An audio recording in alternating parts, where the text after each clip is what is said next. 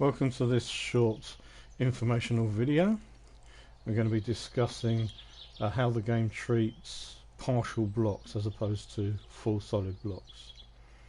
So as we all know, full solid blocks, you can build with them vertically, horizontally. There are limits as to how far you can go horizontally before it collapses, dependent on the structural integrity of the material and the mass of the blocks being attached, but everything is quite regular,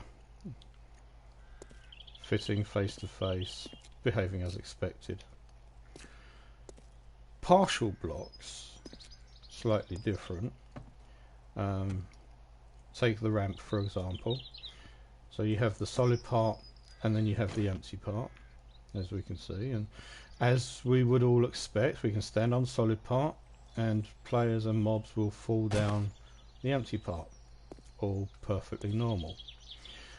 But in terms of construction, we can also have like empty hallways that we can pass through. Again, not totally unexpected. But another feature is the fact that in terms of construction, the game treats partial blocks as if they were full blocks. So you can attach partial block to another partial block and leave empty space in between, which can be passed through, just as if they were solid blocks touching. Just as these are all touching over here. These clearly have a gap in the middle, but clearly it is supported as if it were touching. Mobs, seeing partial blocks, will actually consider it to be a full block. So whereas those full blocks there, it would stand on it, it would walk around it quite happily and it would stay supported. Over here it would walk around this as if it were a full block, and yet when it passes onto this half it would still fall down. The next benefit of that is if you have partial blocks adjacent like this, it will consider that it isn't just a single full block, but there's another full block for it to walk onto. So it will try to move forward. And then it's able to fall down the gap. Now, using ramps like this is okay, but if we move on to plates, let's do it this side.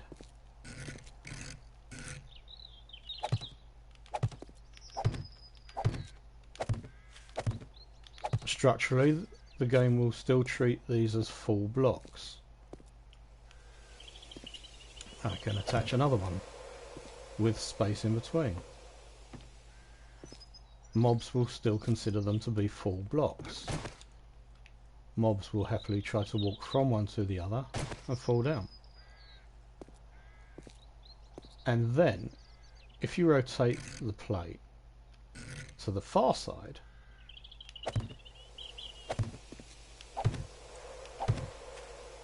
you create an even larger gap,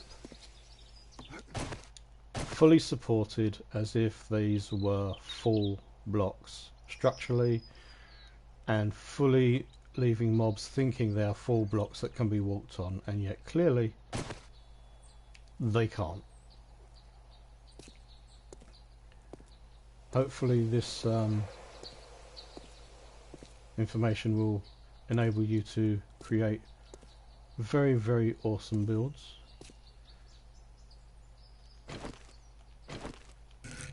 It also works vertically.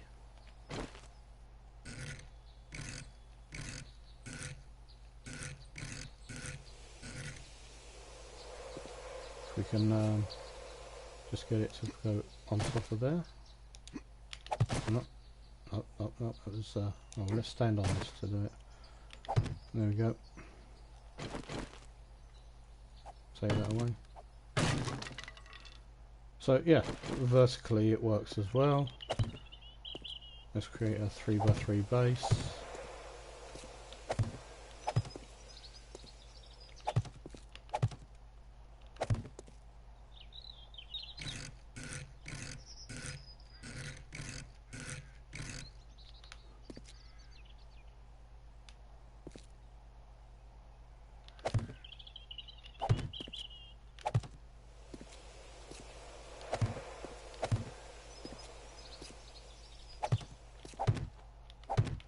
So as you can see, you clearly have space in between, which can be walked on.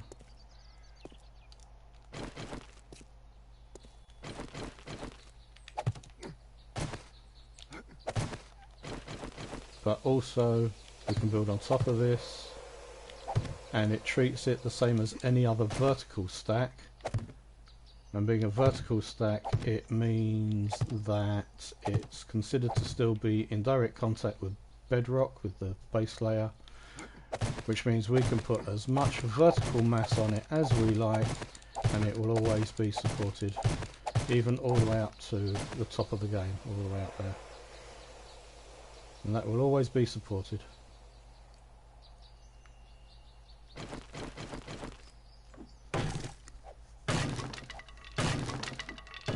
Obviously don't want to break my leg again. I'm going to chop our way back down.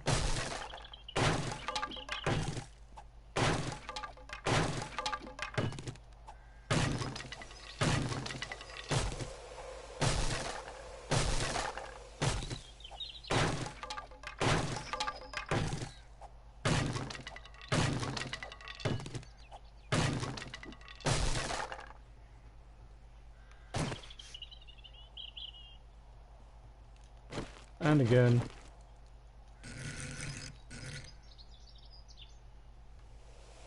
let's come this side.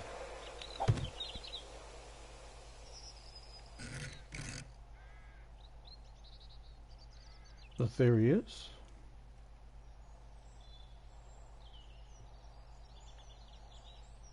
not cooperating. Probably have to do a little hop or something. No, we need to get a bit further away.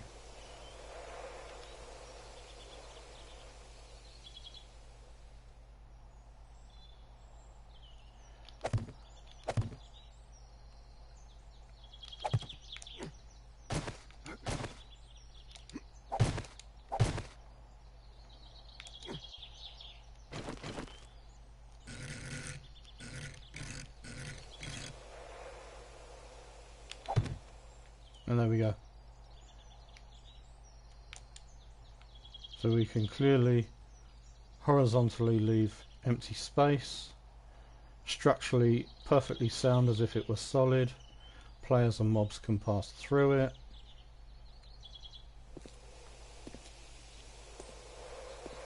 And then we can again horizontally create spaces like that again are equally as structurally sound as if they were attached full solid blocks like those, and they obey the same rules of structural integrity in terms of mass and how much mass can be supported by the face of any given block type.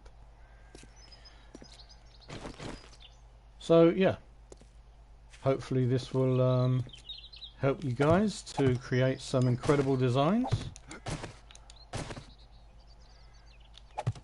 and I'll catch you later.